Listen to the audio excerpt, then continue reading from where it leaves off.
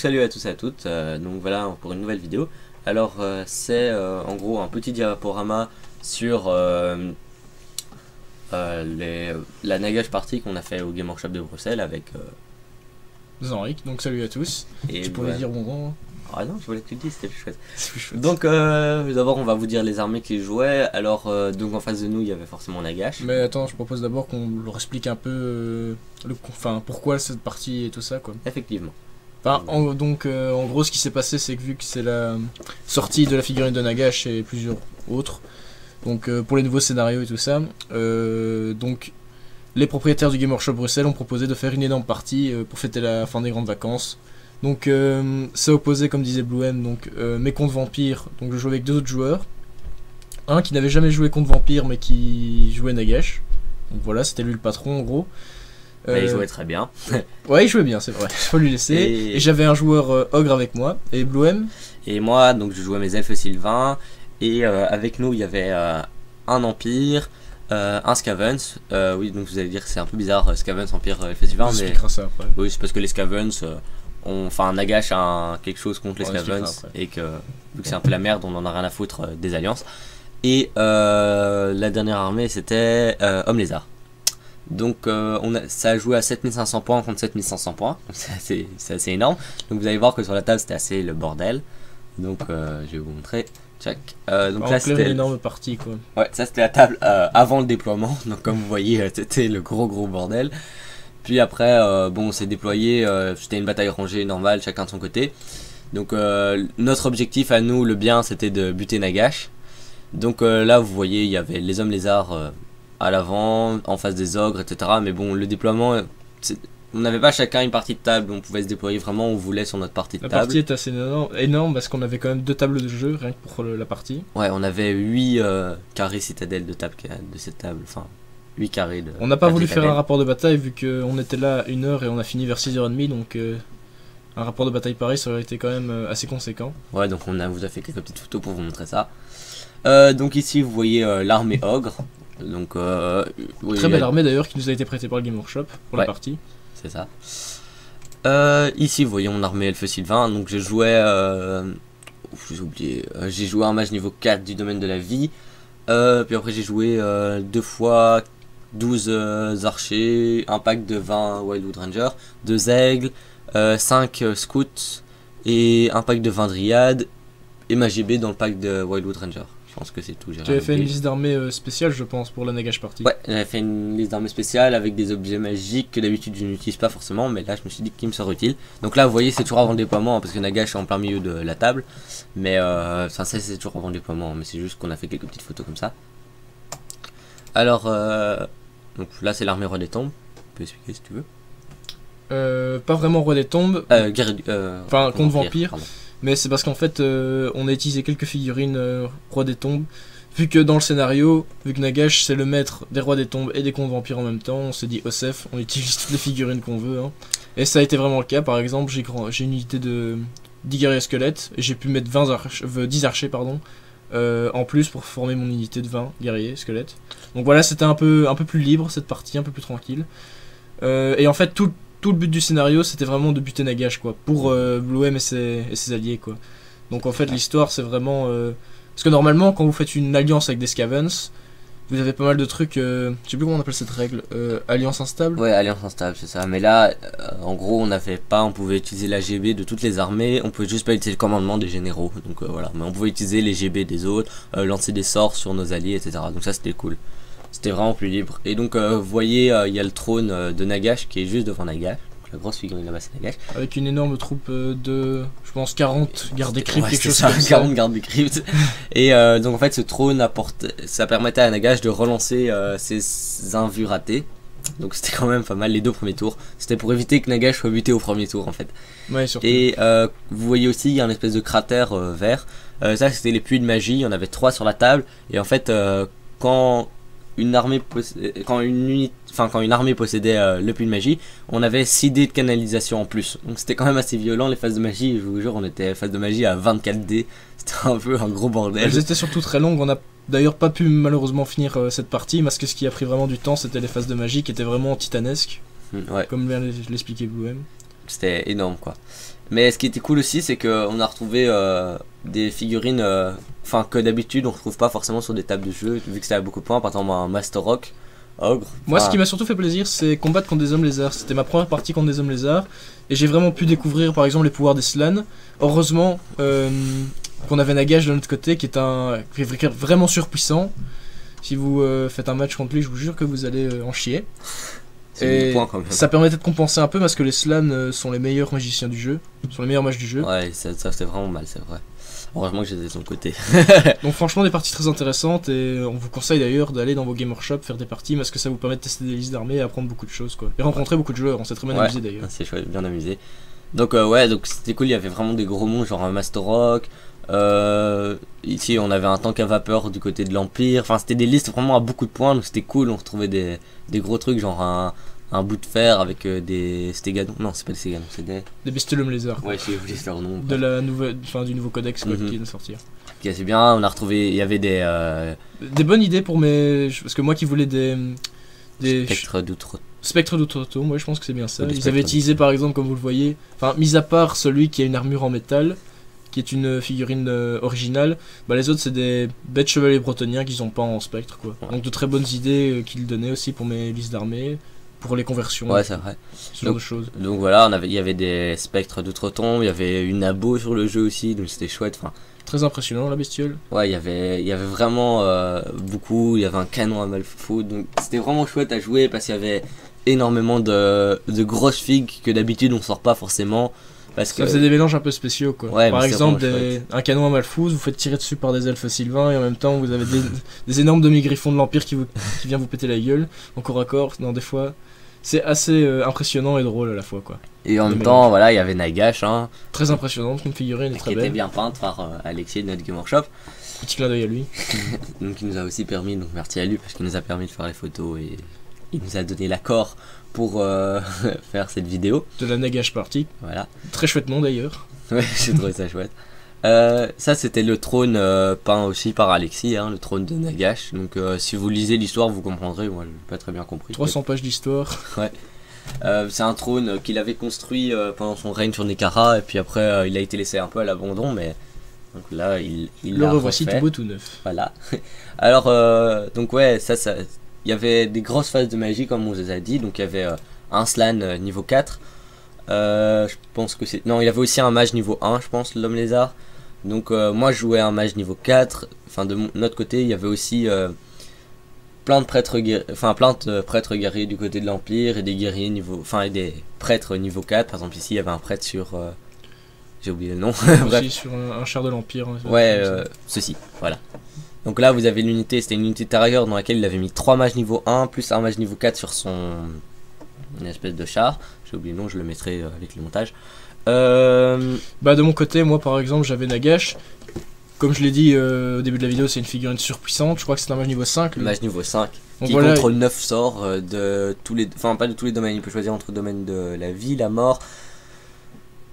non, vie, mort, ombre, lumière et forcément arcane vampirique. Voilà, en clair, une figurine bien badass qui nous a donné un sacré avantage pendant la partie, même si on n'a pas fait de très bons jets de dés avec lui, malheureusement. Ouais, on n'a pas pu le voir au sommet de sa force. On n'a pas pu le voir au sommet de sa force. Beaucoup de chance, c'est vrai. Et on avait aussi du côté des ogres, vu qu'ils n'ont pas beaucoup de magie, on avait je crois que c'est un ventre-feu, oui, un ventre-feu du domaine de la bête. Et de notre côté, toujours de notre côté, mais je veux dire contre vampire, on avait mon nécromancien niveau 4, mon vampire niveau 3. 2. 2, oui, 2, t'as raison. Et je pense qu'on avait encore un autre vampire niveau 2, je pense aussi. Et un autre nécromancien, mais je sais plus le niveau par contre de l'autre joueur, je ne sais plus ça. Mais en fait, nous on a eu de la chance parce qu'on a pu posséder donc les puits de magie qui sont là à côté de Nagash, on les a eu assez vite, donc ce qui fait qu'on avait énormément de dés de canalisation, ce qui fait que sur chaque phase de magie on réussissait au moins 4 canalisations, ce qui nous fait 4 dés en plus à chaque fois, et il y a même une phase où on a eu plus de dés de dissipation que eux avaient de dés de magie, donc c'est pour vous dire à quel point on avait vraiment de la chance sur les phases de magie. Enfin c'est vrai que Nagash il a été utile franchement, parce que il nous omnibulait un peu, vu que notre but c'était de le tuer, on essayait par tous les moyens de le tuer, mais c'était dur parce que il sortait des packs de 50 zombies à côté de lui et tout, donc on avait vraiment du mal à y aller. Parce que nous on savait pas, c'est que eux avaient une tactique spéciale, et ça, On n'était pas au courant qu'ils avaient cette tactique là quoi. Ouais, je vais vous expliquer la tactique si vous voulez. Attendez, il faut que je retrouve juste une image. Voilà, on peut continuer alors. Ouais, on va continuer puis je t'expliquerai quand on y arrive. Donc voilà, là vous voyez vraiment un peu le déploiement qu'on avait. Donc il y avait vraiment... C'était assez bizarre comme partie, enfin comme déploiement, parce que d'un côté il y avait tous les ogres, donc du full cac vraiment puissant, et en face il y avait que du tir, donc c'était tous les skinks hommes lézards étaient là, il avait je pense pour 60 skinks au moins. Au moins oui. Et il y avait en plus des archers à moi, et moi je leur avais mis les flèches empoisonnées, ce qui fait que toutes les attaques étaient empoisonnées, et vu que c'était contre des ogres, on était assez chanceux sur ce coup, parce que allez, sur 6, la figurine était blessée automatiquement, on n'avait même pas fait le jet pour blesser, donc c'était assez chouette pour nous. Je suis sûr que tous les gens qui regardent la vidéo ont les yeux fixés sur l'ogre Père Noël. Oui, c'est un ogre du Game Workshop aussi. Ils nous ont prêté beaucoup de figurines, c'est vraiment chouette à eux, de leur part. Et de l'autre côté de la table, il y avait tous les contes vampires, ce qui fait qu'on avait des gros packs de 50 zombies. Ah oui, et ça, en face, c'était que de la cavalerie enfin, je veux dire, c'était une chouette partie, c'était super serré quand même. Hein. Il y a pas eu de... Bah, on a eu de temps en temps de la chance, par exemple, j'ai bien aimé le moment où le joueur Scavens avait téléporté son technomage chez nous dans notre camp. Grâce à évasion. Et alors on a réussi, enfin on l'a buté en un coup vu qu'avec nos... Avec un canon je pense. Non, chevalier d'outre-tombe. Ah oui. Vu qu'on a réussi à... Enfin on est bêtement passé sur lui. Et vu qu'on... Allez, ça fait une touche de...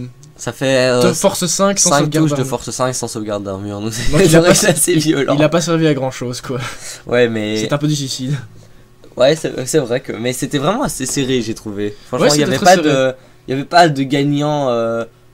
Allez, dès le départ quoi, on se disait jamais ouais c'est fini la partie, c'est bon ils ont gagné. C'était ça qui était cool. C'était trop serré. Franchement je trouvais ça cool. Ouais ça c'est après la première phase de mouvement je pense, les deux équipes. Donc vous voyez, allez les corps à corps, enfin j'ai rien, avait un peu partout sur le terrain, on avait... le tank à vapeur qui a chargé et qui a fait beaucoup de dégâts dans les gardes de creep. Oui. Il y a l'abomination qui avait chargé des ghouls. Là il y avait les zombies. Vous allez voir, ça fait très mal. Ouais. Il y a les zombies d'Henri qui avaient chargé mon aigle. Enfin franchement c'était assez chouette. Enfin il y avait vraiment pétait partout. Quoi. Ouais ça pétait vraiment partout, c'était vraiment chouette. Et les tours duraient super longtemps quoi. Un tour on en avait pour 3 quarts d'heure à chaque fois. Donc presque une heure oui. On a pris je pense on a fait que 3 tours malheureusement. Et c'était 5. Normalement, la partie devait finir à 5 tours. Ouais. Mais on aurait pu tuer Nagash. Hein. Vous allez voir comment, mais je vais vous expliquer au fur et à mesure de la partie. Alors ici, vous voyez donc Nagash avec le tank à vapeur qui avait chargé les gardes des cryptes et les chevaucheurs de... J'ai oublié l'unité ogre, mais non. Ouais, moi aussi. Bon, je mettrai avec le montage, qui avait chargé sur le flanc. Et vous voyez, il y avait des spectres, enfin des éthérés un peu partout. Et il a mis ces éthérés là pour bloquer les chevaliers de l'Empire qui vraiment n'avaient pas d'attaque magique. Ah et là donc vous voyez déjà un peu de notre plan, si vous regardez bien, à côté de Nagash, il y a un Seigneur Scavens qui avait été mis là grâce à évasion. Et en fait je vais vous expliquer, il avait la lame, si vous connaissez les Scavens, je connais pas le nom de la lame, mais c'est une lame qui avait... Oui c'est une lame qui a été faite en malpierre pure pour éliminer Nagash exprès en fait.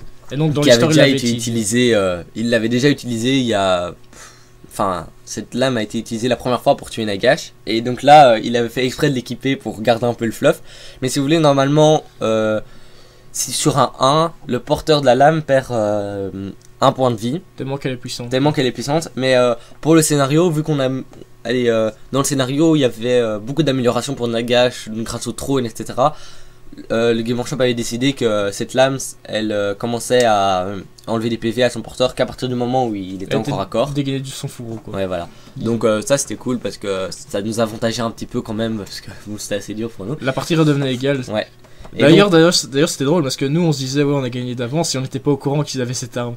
Ouais c'est ça, parce que vu qu'on l'avait caché pendant toute la partie. C'est là que la partie était devenue plus égale parce qu'évidemment nous on pensait qu'on avait gagné quoi. Vu qu'il était toujours vivant Nagash. Tours et qu'on n'avait toujours pas avancé vraiment. Ouais. Et mais grâce à le sort, comment il s'appelle? Évasion. Non, ouais, grâce au sort évasion, il a mis son seigneur là. Très utile en tout cas, hein, c'est ça. Mais il y a un sort de la lumière que un mage sait.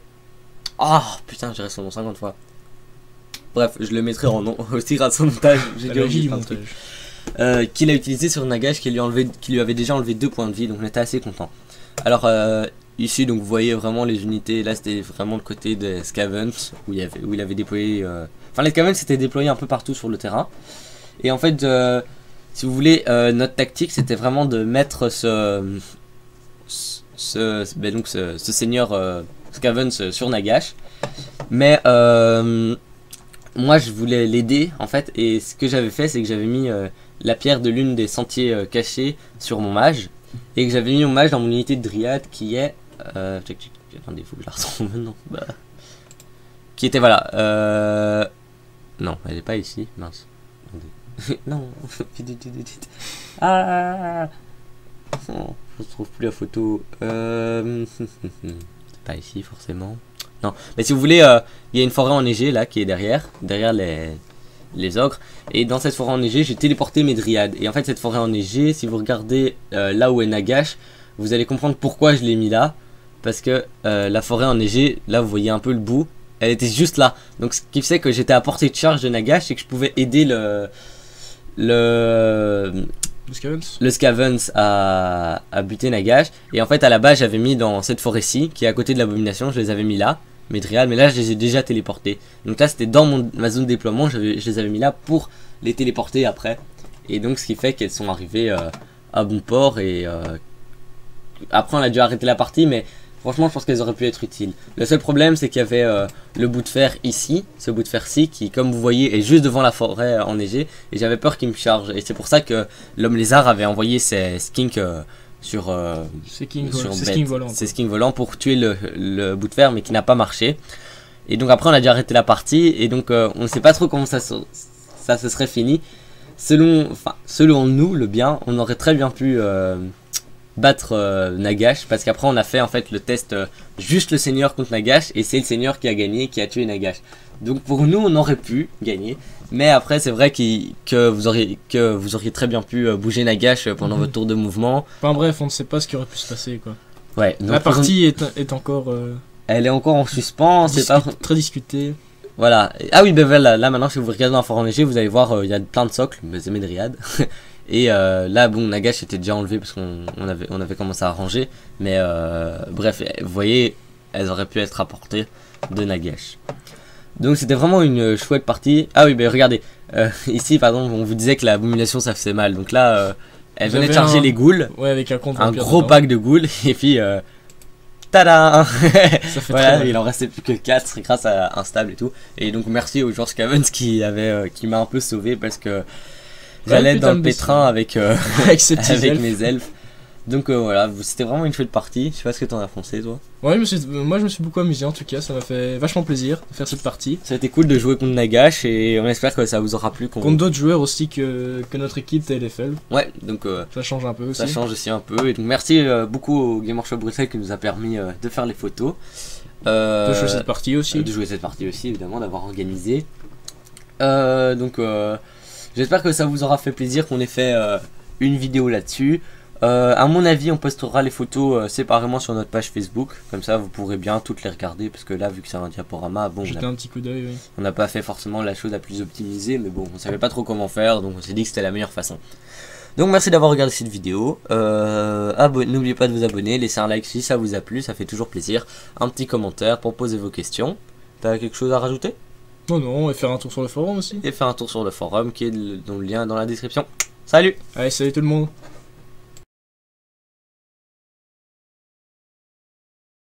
Bonjour, c'est Mathieu Sommeil, je vous fais un petit coucou pour la chaîne TLFL.